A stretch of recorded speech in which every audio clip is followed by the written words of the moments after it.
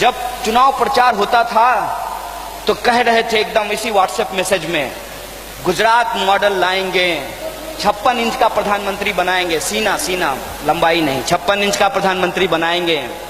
और चाइना तो एकदम डर जाएगा, यूं थर-थर करने लगेगा। और अमेरिका का क्या है, अमेरिका तो मतलब जो मोदी जी कहेंगे वही ट्रंप करेगा, मतलब इस तरीके का माहौल बनाया गया।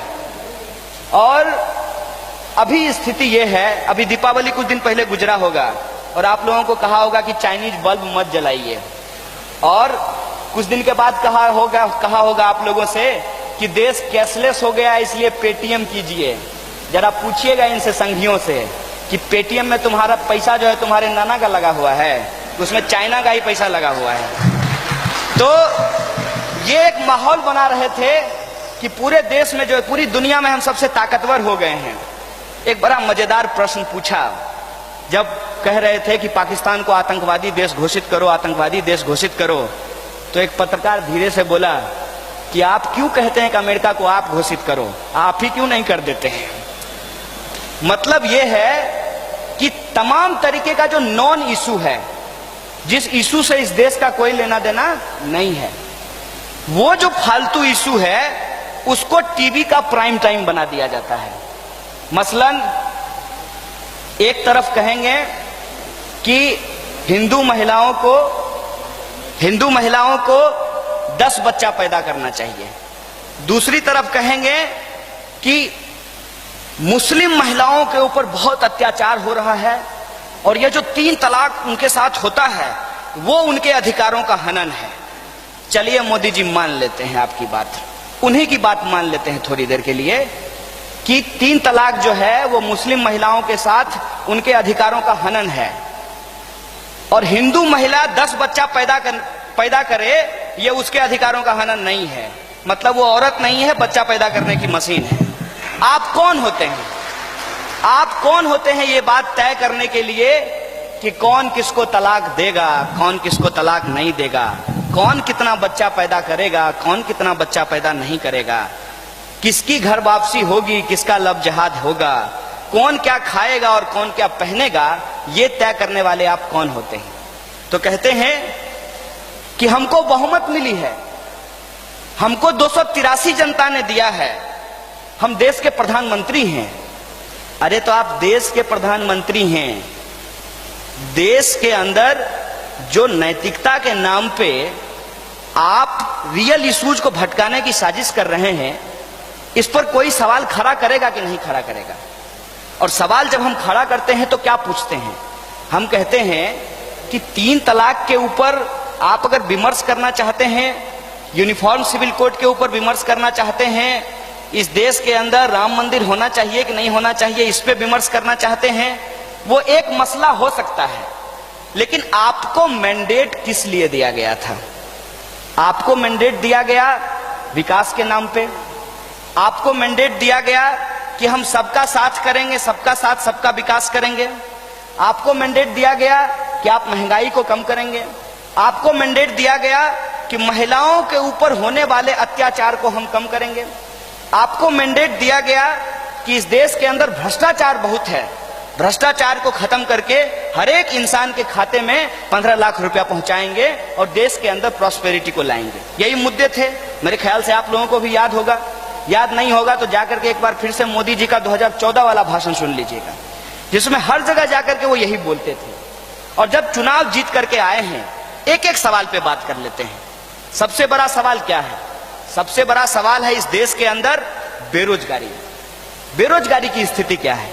बेरोजगारी की स्थिति इस बार का सरकार का डेटा है भाई साहब, मैं डेटा दे रहा हूं और इनकी तरफ फर्जी डाटा नहीं दे रहा हूं कि 3500 गांव में एलईडी बल्ब लगाते हैं और डेटा में बता देते हैं कि 35,000 गांव में लगाया गया है।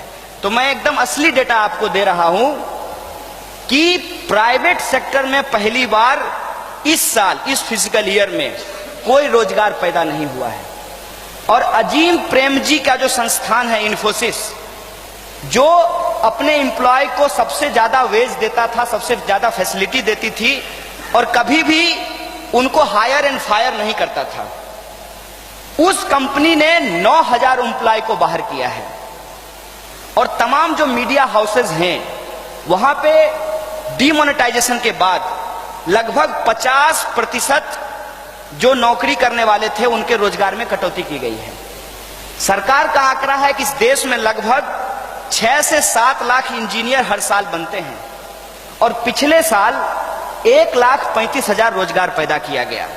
मतलब हर साल 2 करोड़ का रोजगार पैदा करने का इनका वादा इनकी तरह ही झूठ है। दूसरा सवाल है महंगाई का। इस पे तो हमको ज्यादा कुछ बोलने की जरूरत नहीं है। आप सब लोग रोज बाजार जाते हैं, रोज सब्जी दाल नून तेल खरीदते हैं, आपको बढ़िया से पता चल रहा होगा कि महंगाई घटी है कि महंगाई बढ़ी है। मेरी जानकारी के हिसाब से महंगाई बढ़ी है। हो सकता है कि संघियों के लिए घट गई हो, लेकिन देश की जनता के लिए तो महंगाई बढ़ गई है। मतलब महंगाई कम नहीं हुआ। तीसरा सवाल है भ्रष्टाचार का। भ्रष्टाचार पे इन्होंने बहुत लंबी लंबी बात की और इनके ही राज में मैं 3 बड़े घोटाले की बात करता हूं। पहला, मध्य प्रदेश के अंदर जो व्यापम घोटाला हुआ, उस व्यापम घोटाले में न सिर्फ घोटाला हुआ बल्कि उस घोटाला को उजागर करने वाले 50 से ज्यादा लोगों की कोल्ड ब्लडेड मर्डर करवाई गई, उनका हत्या करवाया गया। आप गुजरात के अंदर मुख्यमंत्री जी बदल दिए गए हैं। घोटाला क्या है? सरकारी जमीन को निजी हाथों में कमीशन लेकर के बेचने का मामला आया। तीसरा घोटाला जो मैं बोल रहा हूं वो है दाल का घोटाला। 2G घोटाला आप लोगों को याद होगा। 1,70,000 करोड़, पता नहीं 1 और 7 के बाद कितना कितना कितना कितना सुन्ना उस पर लिखा गया था। 1,70,000 का घोटाला था। दाल घोटाला जो अभी हिंदुस्तान में हुआ है पिछले साल, उसका जो मूल्य है, उसका जो आंकड़ा निकाला गया है, 1,76,000 करोड़ का घोटाला हुआ है दाल घोटाले में। दाल घोटाले में इन्होंने क्या किया? इनका तो जानते होंगे कि दायां और बायां, राइट एंड लेफ्ट, इनकी पीठ पे 2 लोग हाथ रखे हुए हैं। एक तरफ अंबानी है, दूसरी तरफ अडानी है। इस देश में पता नहीं चलता है कि आडवाणी बीजेपी के बड़े नेता हैं कि अंबानी बीजेपी के बड़े नेता हैं, क्योंकि प्रधानमंत्री जी के पीठ पे अब आडवाणी जी का हाथ नहीं होता है, अंबानी जी का हाथ होता है। तो ये अंबानी और अडानी जो है उस देश के अंदर कॉरपोरेट लूट मचाए हुए हैं। आजकल आप लोग भी इंडिया जी रहे होंगे, जियो इंडिया पे, बढ़िया है, जी लीजिए जी। जैन धर्म का सबसे बड़ा सिद्धांत है अहिंसा, और एक जैनी को पकड़ करके लाया गया है हिंदू धर्म, हिंदू राष्ट्र बनाने के लिए। खैर, तो अंबानी और अडानी साहब को कैसे फायदा पहुंचाया जाता है कि यहां की दाल खरीद लीजिए 50 रुपए किलो, उसको अफ्रीका भेज दीजिए और वापस वहां से उस दाल को हिंदुस्तान में 150 रुपए किलो बेच दीजिए। मतलब चित भी मेरी पट भी मेरा। यहां जो कंपनी खरीदा वो भी फर्जी, मतलब इन्हीं का कंपनी। अफ्रीका में जिस कंपनी को बेचा वो भी फर्जी, मतलब इन्हीं कंपनी। मतलब खुद ही सामान खरीदते हैं और खुद को ही बेच देते हैं और बाद में वही सामान सरकार के हाथों बेच देते हैं और हमारे आपके टैक्स का जो पैसा है वो इनको कमीशन के रूप में चला जाता है। और तब जब विद्यार्थी इस पे सवाल खड़ा करते हैं तो कहते हैं कि विद्यार्थी देशद्रोही हैं। जब विद्यार्थी इनसे पूछते हैं कि भाई आपने कहा था कि हम भ्रष्टाचार कम करेंगे, आपको जीत के आए हुए 3 साल हो गए हैं, एक भी भ्रष्टाचारी, चाहे वो 2G, 3G, जीजा जी, मौसा जी, फूफा जी, कोई भी हो, वो जेल में क्यों नहीं बंद है? ये सवाल मैं आपसे पूछना चाहता हूं। इन्होंने उस पर एक भी काम नहीं किया है। मतलब जितने वादे किए गए सब वादों की सच्चाई हमने आपको बता दी। तो ये कर क्या रहे हैं? ऐसा तो नहीं है कि कुछ नहीं कर रहे हैं। ये ट्वीट कर रहे हैं, ये व्हाट्सएप पे मैसेज भेज रहे हैं, ये आजकल राम मंदिर बनाने का टेंडर ले लिए हैं, लोगों का घर वापसी करा रहे हैं, मुसलमान को जाकर के पूछ रहे हैं कि आज तुम क्या खाए हो, एक्सरे मशीन में टेस्ट करेंगे। ये कह रहे हैं कि प्रेम मत करो, जो हम करेंगे वो करो। तो ये जितने नॉन इश्यूज थे आजकल उसमें अपना वो जो है ज्ञान बुद्धि लगा दिए हैं। ये जो नॉन इश्यू है अब जरा इस पे चर्चा कर लिया जाए। पहला क्या है? आजकल सबसे ज्यादा उसी की ब्रांडिंग हो रही है। राम जी भी सोच रहे होंगे कि मतलब हम भगवान हैं, हम इन लोगों को बनाए हैं, ऐसा समय आ गया है कि अब यही हम लोगों का वीडियो बना रहा है, वीडियो बना रहा है, मैसेज बना रहा है, पता नहीं क्या क्या हो रहा है।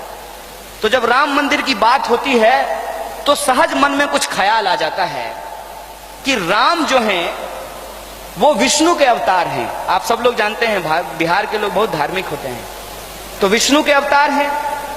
विष्णु जी को जो मानने वाले लोग होते हैं उनको वैष्णव कहा जाता है, और जो वैष्णव होते हैं वो मांस मछली नहीं खाते हैं और हिंसा नहीं करते हैं, हिंसा उनको पसंद नहीं होता है। इसीलिए एक भजन आप लोग सुनते होंगे कि वैष्णव जनते तेने कहिए पीड़ पड़ाई जाने रे। मतलब वो लोग वैष्णव हैं जो दूसरे के दुख से दुखी होते हैं। तो आजकल दूसरे के दुख से दुखी होने वाले योगी नहीं हैं, आजकल ऐसे योगी हैं जो कहते हैं कि कब्रिस्तान से मुस्लिम महिलाओं को निकाल करके उसका बलात्कार करेंगे, ऐसे लोग योगी बने हुए हैं। तो अब आप बताइए कि क्या इनके जो राम हैं, आरएसएस के राम, वो आध्यात्म मुक्ति और लोगों की भलाई के लिए है, वो मानवता एकता और लोगों के बीच में प्रेम को बढ़ाने के लिए है? मैं समझता हूं कि नहीं। आरएसएस के राम राजनीति हैं, हिंदुस्तान के आम आवाम के राम मुक्ति हैं। इस फर्क को हमको समझना पड़ेगा। एक राम जो एक आम इंसान के लिए मुक्ति के मार्ग हैं, उस राम को उनके हाथ में एक धनुष दे करके राजनीति का माध्यम बनाने का कोशिश किया जा रहा है।